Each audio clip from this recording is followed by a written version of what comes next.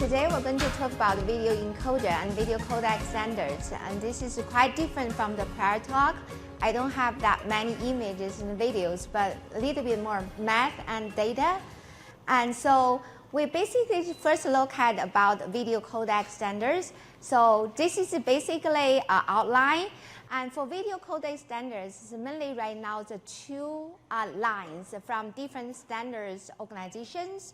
One is APEC together with ITUT. So in that line, we know that it starts actually originally from, there are also 261, APEC 1, APEC 2, but let's just look at the past 20 years. So we all know that right now, the most, I think, still the dominant format is H.264, also called AVC, then followed by H.265, HEVC, and most recent one was finalized, the VVC H.266.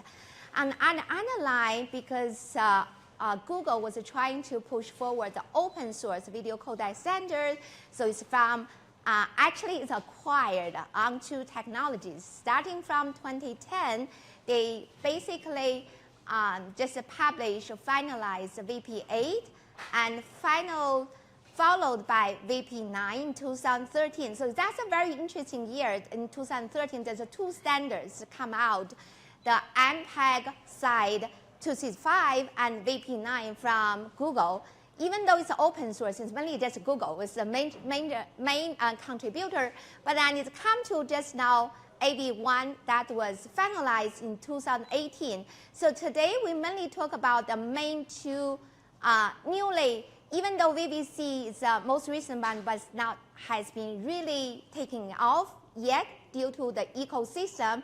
So we talk about HEVC from APEC side and also the AV1 from the Alliance for Open Media side. And talking about, I should mention that, actually go back because I have many slides and it's better to talk a little faster, but still, let's stop here is a video codec standards. What is really standardized? It doesn't standardize the encoder. It only standardizes two things. One is the encoded file. So when the file is encoded, it has to follow the certain format. That is being standardized. Another one is a standardized decoder behavior.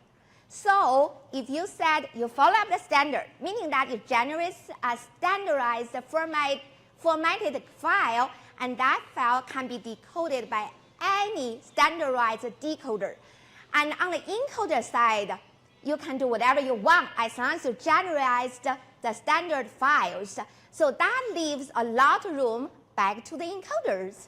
The encoder differentiated by a lot of things. So here we mentioned there's 5 metrics usually look at encoders, but major people look at what the encoder can encode the file smaller and generate good quality.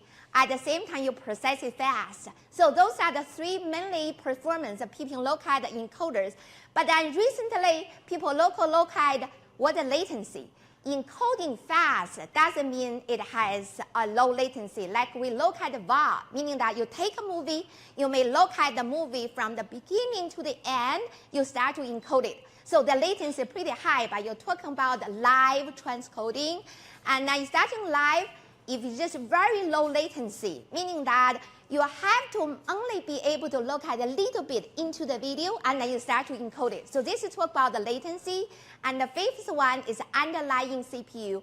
This is mainly talk about software encoder, because software encoder mainly use the underlying CPU. Then you start to look at, if I encode one stream, 1080p or 4K, how many underlying CPU cores I have to leverage. And we all talk about green energy, meaning that maybe you got given a 16-core or 30-core machines, you may need to output different ladders of different resolutions if you can use the same 16-core but transcode to different resolutions. This means the CPU usage is pretty efficient. So in evaluating an encoder, you actually have to look at all these different aspects, but different use cases. It's all about trade-off. And we look at about, next is mainly about AI, because everybody is talking about AIs, how AI are leveraged into the video encoder side optimization. I just mentioned that encoder could be really complicated, especially along the way the new codec standards comes out. It just includes a lot of new coding tools. Then for a single video, what kind of tools you should choose from, optimize the encoder from different aspects, there's always AI room to be leveraged. So it just gives some idea. This is actually the whole like a video processing chain.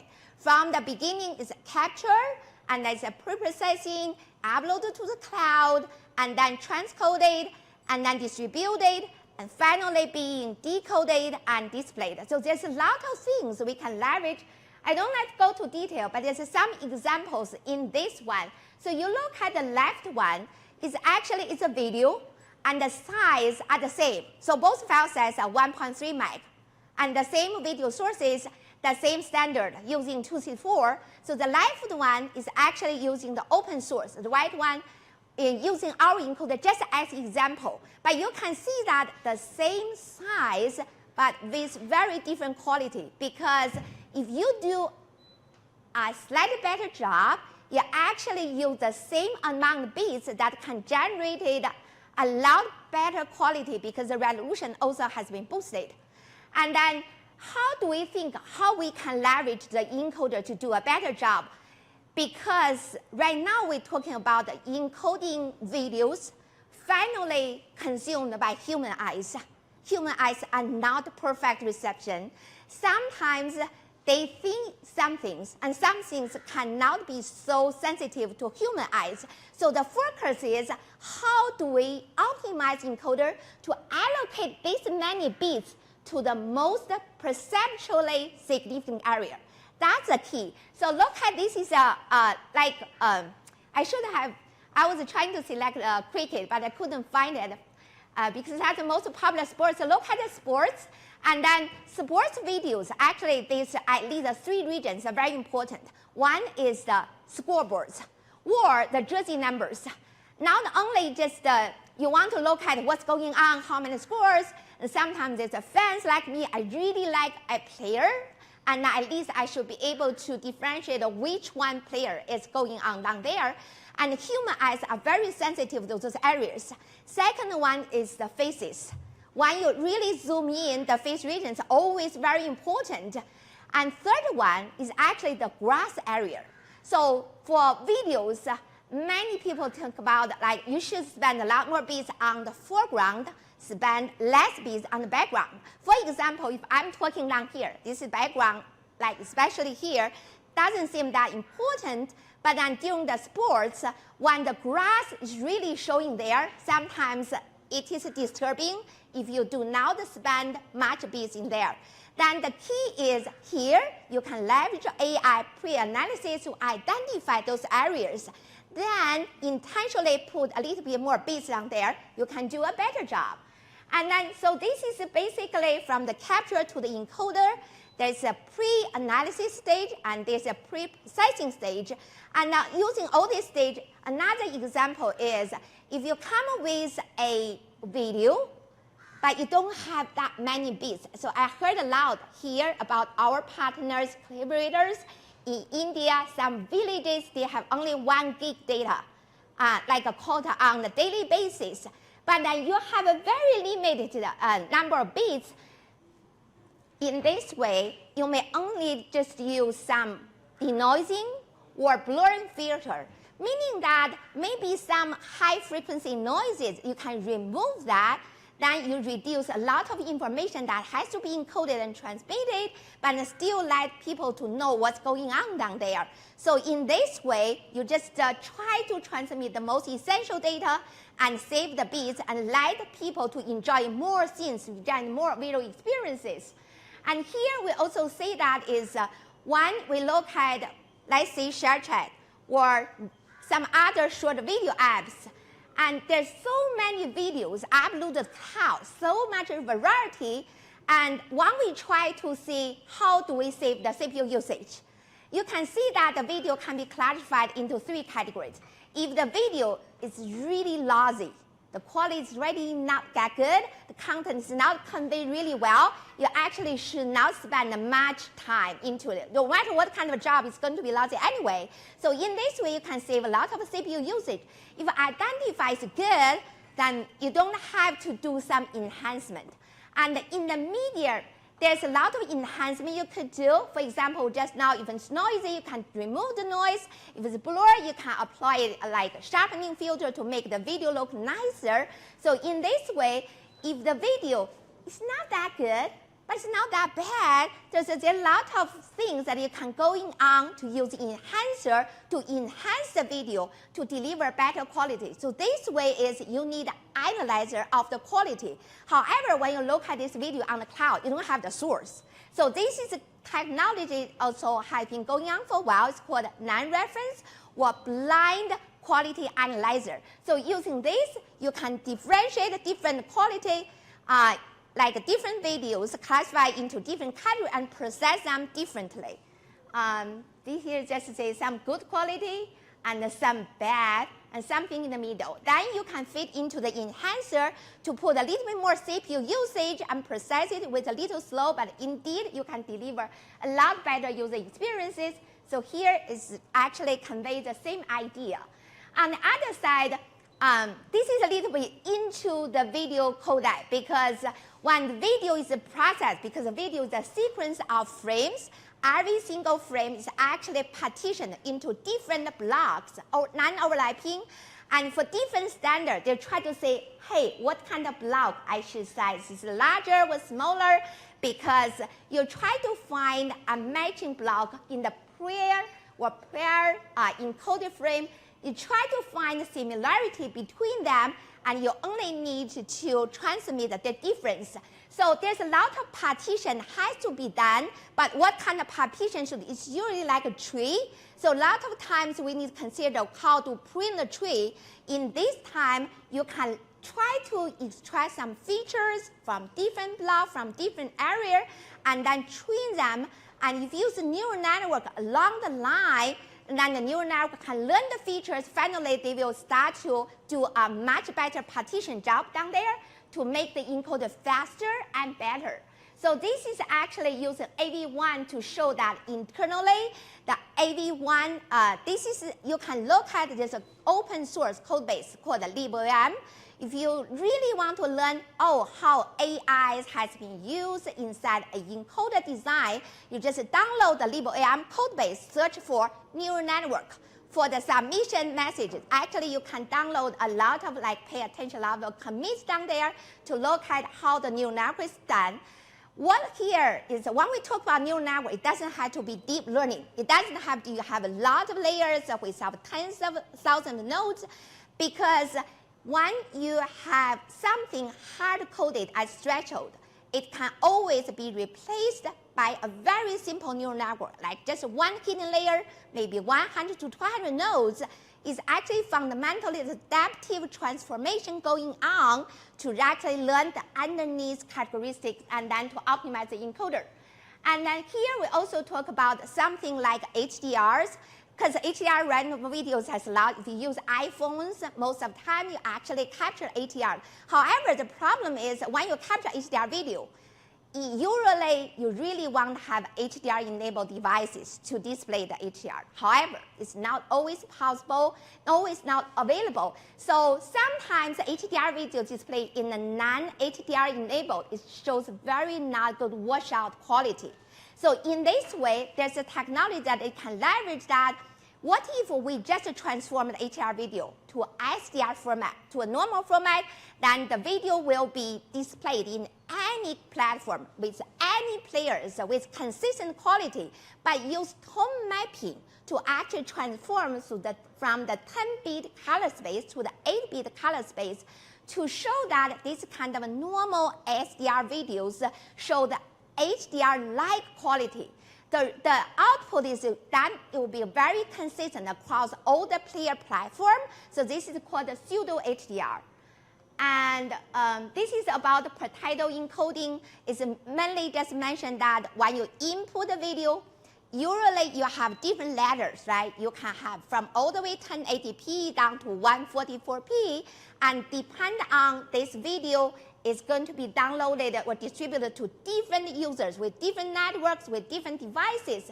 So on the cloud encoder side, you input one video, output a sequence of different ladders. Then the problem comes, how many ladders I should design and which resolution I should put down there. So here is another machine learning that kick in that you can see that orange is 6 ladders.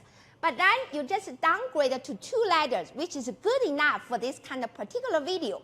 Then you save a lot of computational resources. It's kind of like when the decision has to be made out of 2, it will be a lot more accurate to make a decision out of 6 choices. And here we just use respect the time, use the next session talking about using all the AI technologies.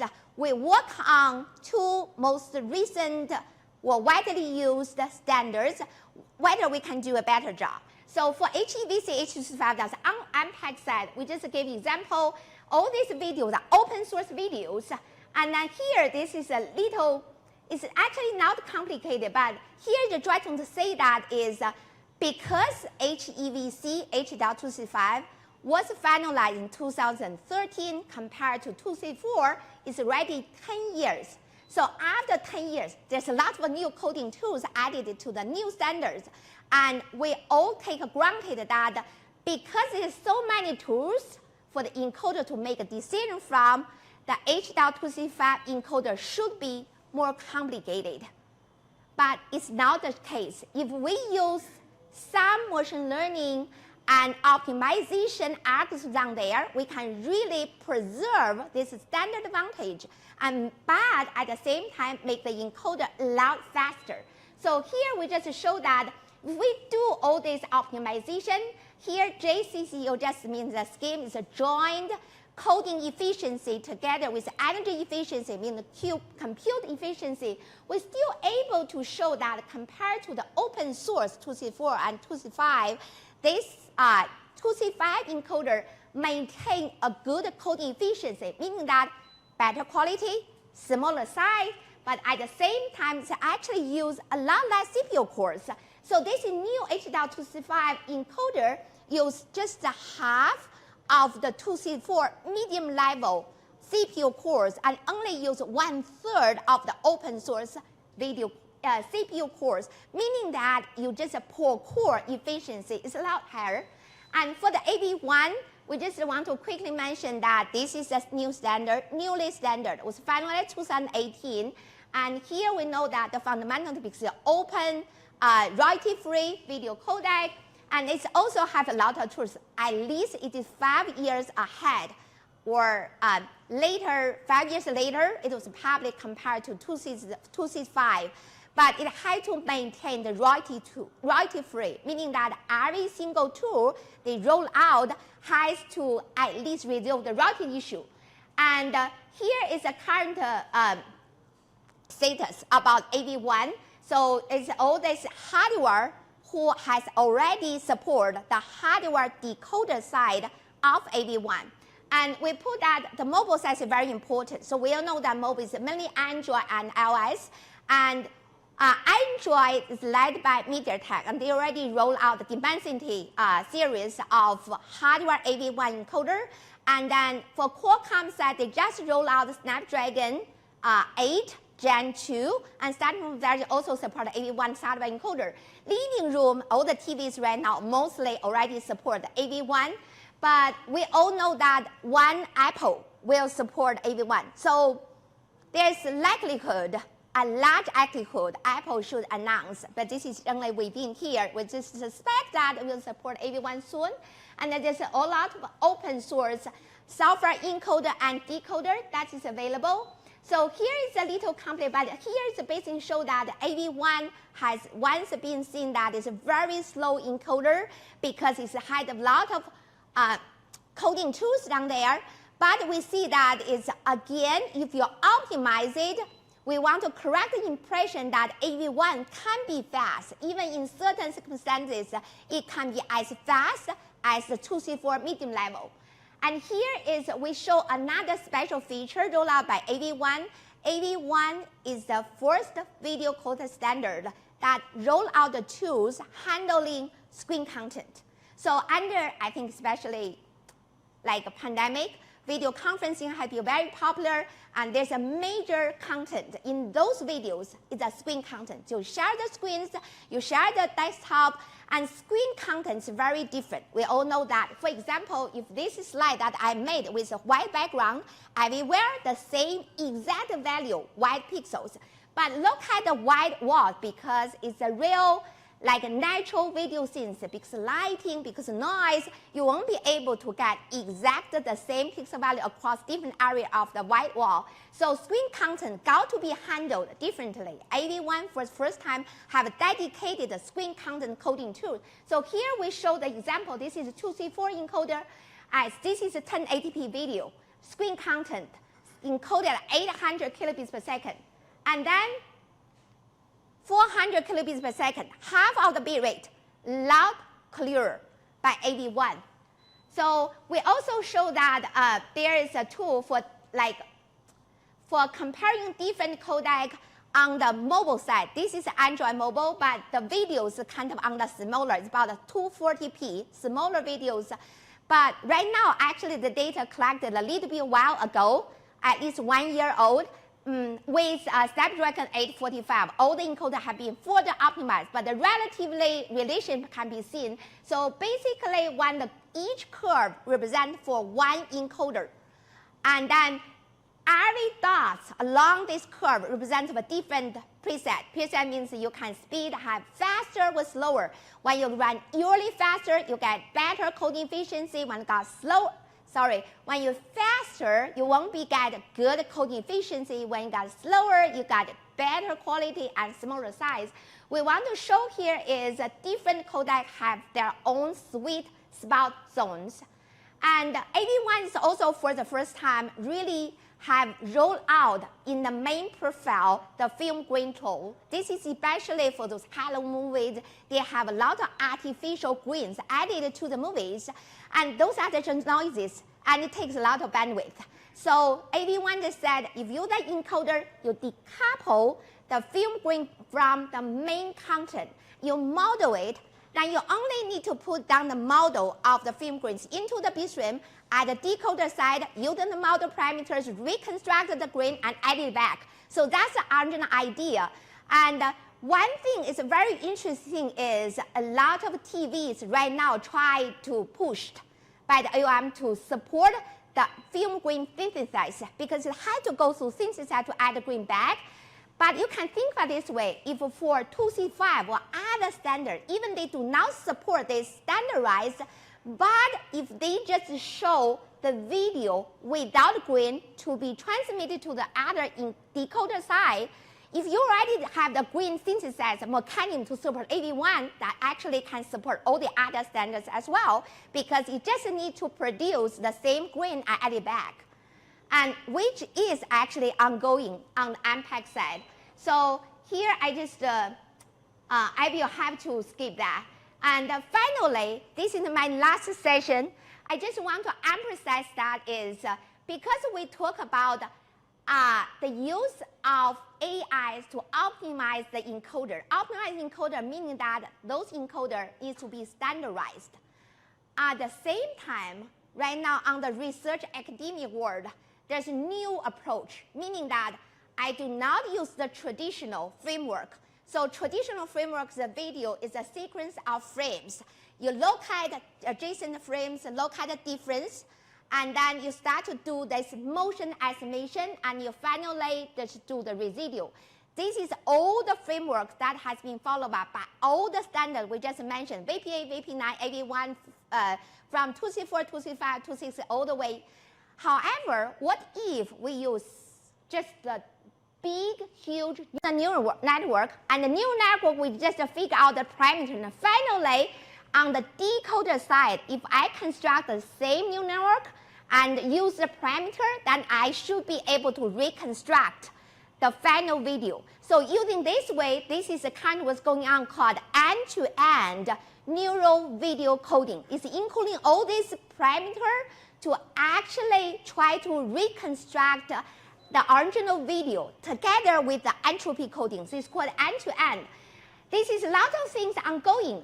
The thing is, originally, this work has not been think highly. It's just academia. But recent paper, this is one not that recent. It's already in November 2022. It shows a very promising result, showing that the result by this paper with certain conditions already surpass the VVC 266. That was finalized in 2020. So this is something show that is a neural network, why it works. Because the video coding fundamentally is a transform. So originally we have this video pixel domain is a transform to the frequency domain, but the transfer kernels are fixed. When you use neural network, it's actually try to model that you can have adaptive model, adaptive kernel to do the transformation. So fundamentally, it's still doing the transforms, but in an adaptive way. In the end, it still follow the Shannon information theory, and that this is still follow that theory. This is fundamentally is still information, it's a math. So I fully believe in math. I'm obsessed in that. So in a way, the math is the essentials of our universe. Unless this is a law, unless we have another like a parallel universe, follow another law, but it's just another way. So it's cut from predict coding to become a conditional coding. Maybe this way is not the final, but we still see that the machine learning kicking into the traditional video coding, maybe not in the next 1 to 2 years, but nobody can predict what's going on to 5 to 10 years. And finally, this is about our team. So it's already mentioned that, so we are a startup. And because I left Google after AV1 finalized, so I left finalized in 2018 June, that we were founded in July of 2018. So I should mention that our team is 1 month younger than the AV1 standard. And we have a global team addressing global market, and thank you.